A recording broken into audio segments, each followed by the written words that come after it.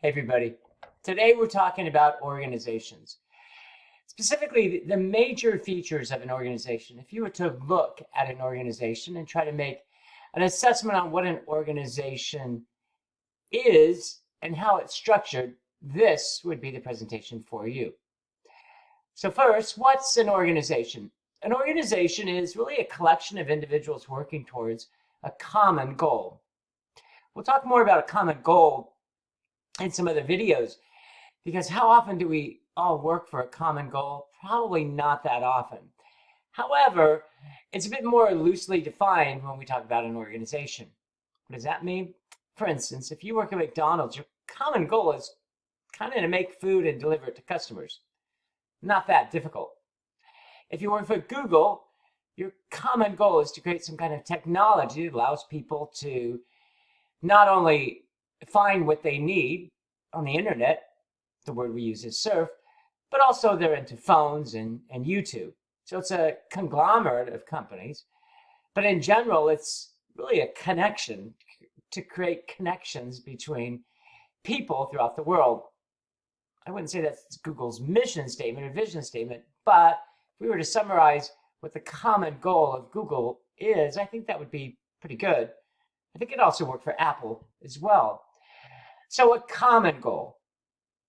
You wouldn't work at Macy's or Kohl's or Saks Fifth Avenue or some other company that's into clothes if your common goal wasn't to create some type of garment for people and sell it to them with the thought of you want people to look good or feel good.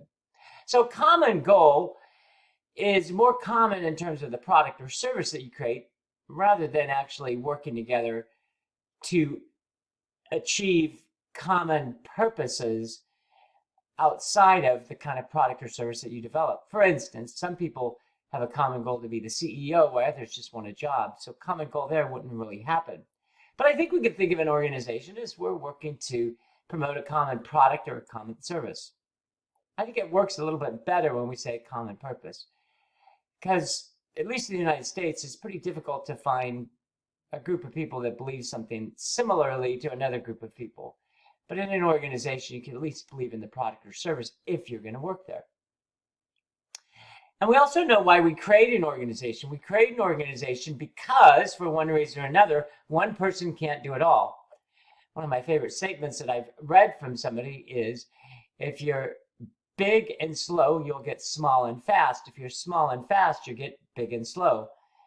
And that really comes from an organizational reference, which means organizationally, if you're a small organization and you have a good product or service, of course, you're going to get big. You're going to get big because you're going to sell more products. And if you sell more products, you're going to need a finance department and a shipping department and a purchasing department and a human resources department and an IT department. You get big. You get big because you're selling more.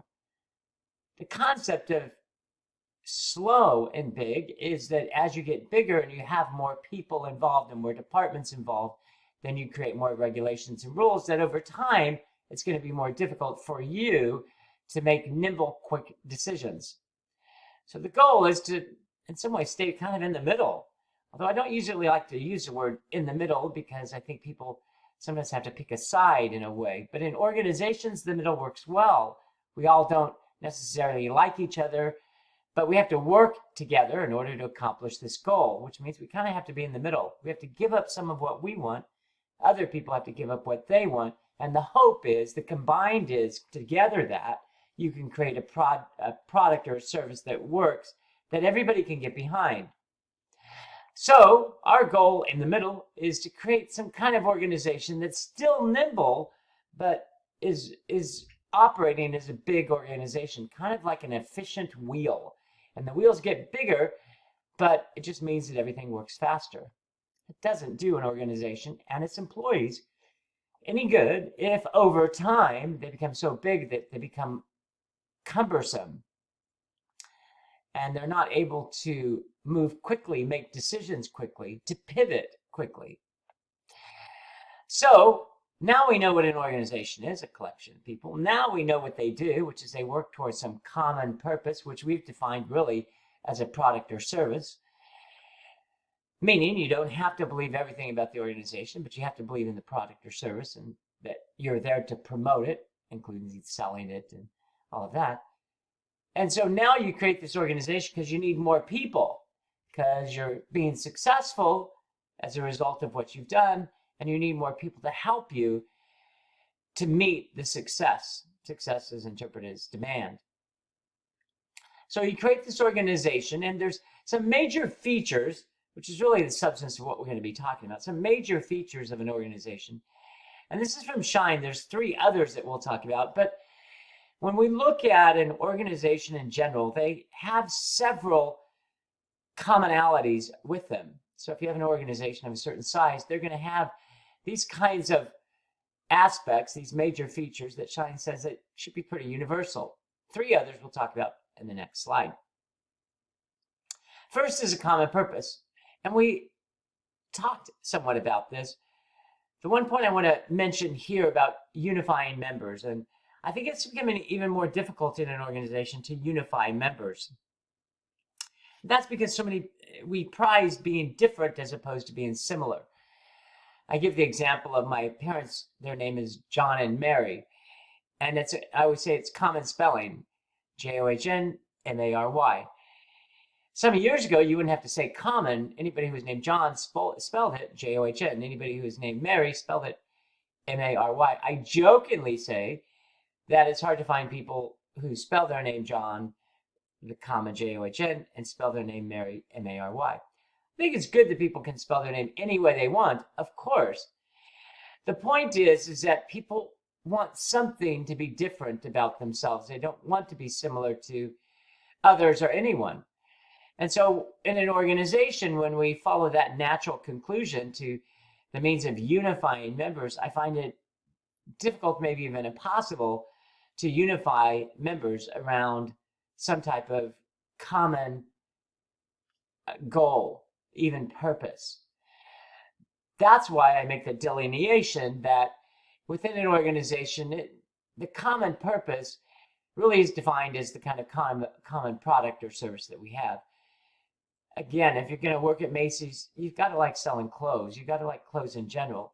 If you hate clothes and you're not I guess the word they use is fashionista. If you're not a fashionista, then it's going to be more difficult for you to really have a passion for what you do. The people who do well in fashion are the ones that like to wear fashion, that like to be edgy, like to see the latest and greatest. And so those are the ones that should work in that type of industry. They have a common purpose, which is the love of clothes.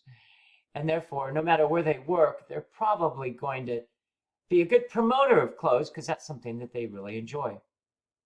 A coordinated effort, working together for a common purpose. This is one of those statements that we hear. Let's all work together. Let's be a team. It sounds good again. It sounds really good. If you're building an organization, let's have a common purpose and a coordinated effort. Let's work together. Well, we know just by looking at the papers almost on a daily basis that people work together as long as it's in their benefit. Meaning there's many organizations that have strife with their employees because employees don't feel one way or another that they're not being rewarded enough or appreciated enough. They're not showed enough attention. They're not seen as the most important part of an organization. I think today it's difficult. I was almost going to say impossible, but difficult to create an organization where people work together for a common purpose because societally, that's not a statement that is reflective of where we live in some ways, no matter where we live throughout the world. It's becoming more difficult to unify people around a common purpose in a country. So I would imagine it's difficult within an organization. We're not developed that way as much as we were 40 and 50 years ago. That's neither good nor bad. It's just a fact that when we talk about how more difficult it is to unify people within an organization around a common purpose, societally, we're the same way. In some states in the United States, we speak dozens of languages. Again, a positive aspect. But when you bring those dozens of languages into an organization, you can see how it's more challenging for managers and employees to create this kind of common purpose.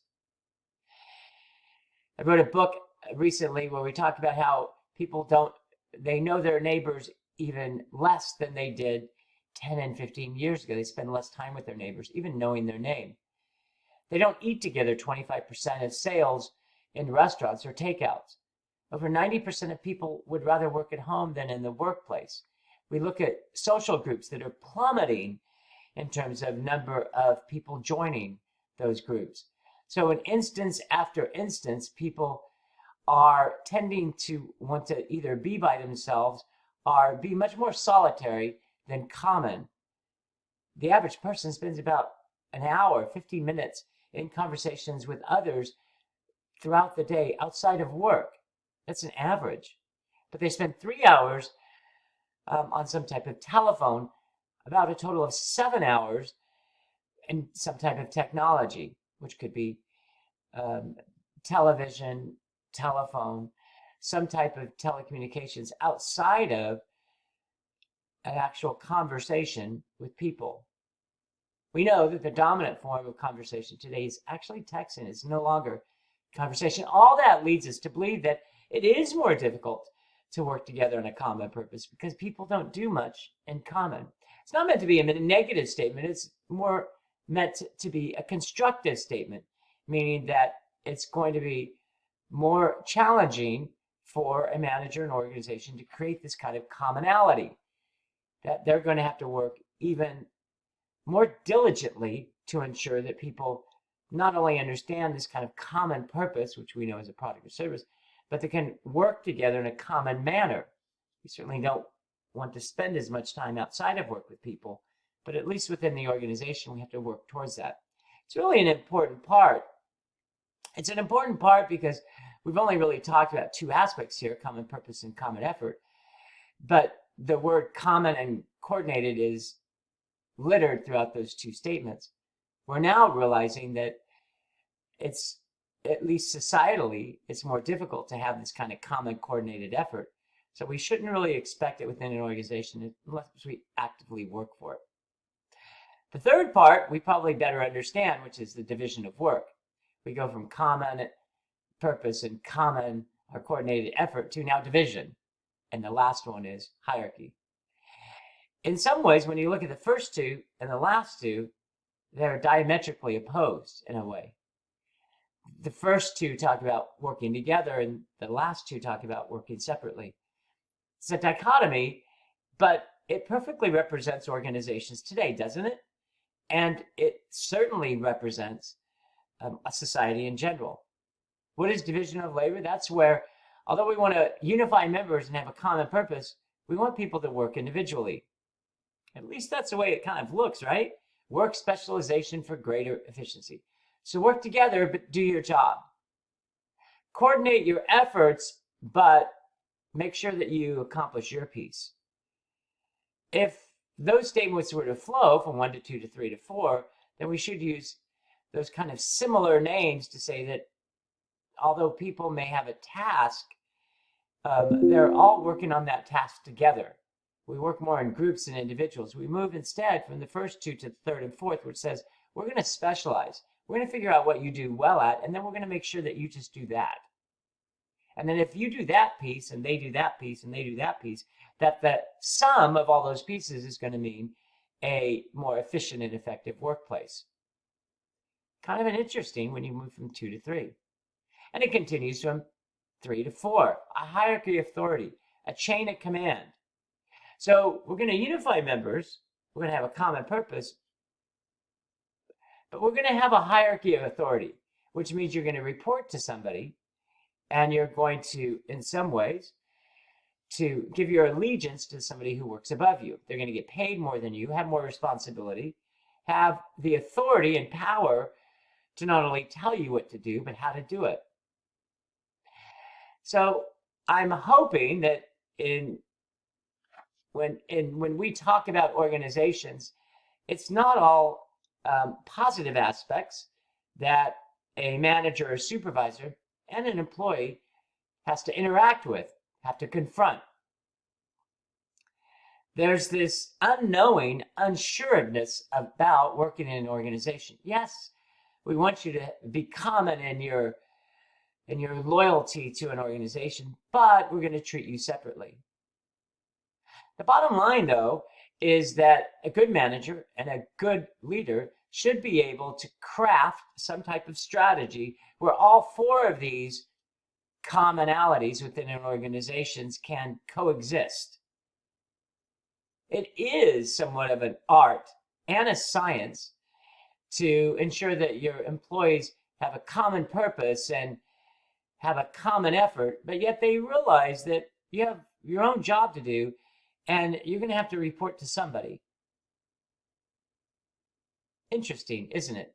As is the next slide, which talks about three more features that we see in an organization: span and control, authority, and centralization versus decentralization.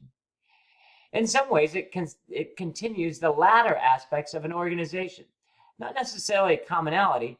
Again, it's more division and divisiveness. Span of control says, well, how many people can a supervisor supervise? It used to be, back in the day, that a supervisor had it between 5 and 10 direct reports. Now it's in excess of 30 or 20, anywhere around that. And that's because employees are smarter, have more education. They need less supervision, less direction. That's a good thing. But span of control still talks about the authority ring that a person has. That if you're a supervisor, that you have responsibility for 10 or 20 or 30 people, depending on the organization. And if you're an employee, again, it's talking about you're going to be directed by somebody. Same with the next word, which is actual authority, accountability, responsibility, delegation. It's a far cry from what we saw earlier, right? Common purpose and common effort.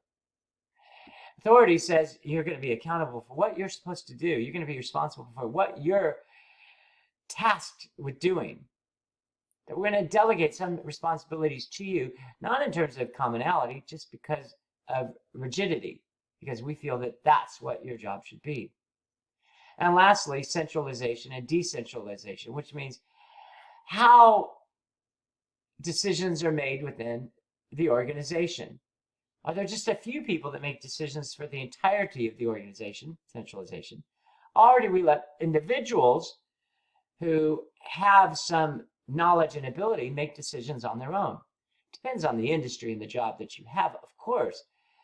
But it certainly moves away from the first two aspects of commonality to much more about this aspect of supervision and tight control. So in sum, what have we learned just in a couple minutes about organizations? First and foremost, organizations represent society. Society is more fractured and divisive. There's more divisions within society, so we should expect the exact same aspect. In fact, our employees come from the society in which it is so divisive and even so contentious. We should expect the same thing within the organization. It is not as easy as some theorists proposed not only 20 years ago, but 50 years ago. That type of organization simply doesn't exist. What does exist is we have a disparate group of people whose common purpose is ensuring that they advance within the organization. And by working together, they realize that collectively they could accomplish the goal. But at the point that collectively that goal does not meet their individual aspirations, then there is going to be that divisiveness that's certainly reflective of society, but it's going to be more common within organization. There's that word, common again. What's common is that individuals are going to be acting much more along their individualistic nature, which is reflective of society, than much more of a common one, which relies on managers and leaders, those that are charged with ensuring that the organization meets its objective, that they recognize this aspect of the employee today and craft strategies, tactics to ensure that the organization meets its common purpose, but with individuals who are much more directed towards accomplishing their own objectives that hopefully the organization facilitates. We'll talk more about how to do that, but it's certainly an interesting discussion about how complex organizations are today, because you're dealing with individuals and a society that is not as common as it used to be. And therefore, when they enter the organization, they have different aspirations than maybe 20 or 50 years ago. Makes it fun, but certainly more challenging, which is why the task of managers and the rewards that come with it are continuing to rise as they deal in a much more complex and convoluted organization. Enjoy the day, everybody.